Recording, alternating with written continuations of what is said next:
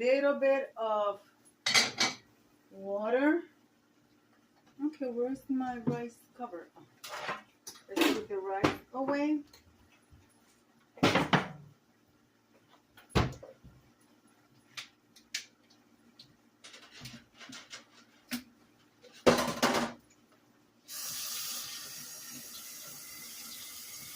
This is gonna be a quick video, guys. You know, the beans, they were in my freezer. So take them out of the container. So now what we're going to do to the beans is add some spices.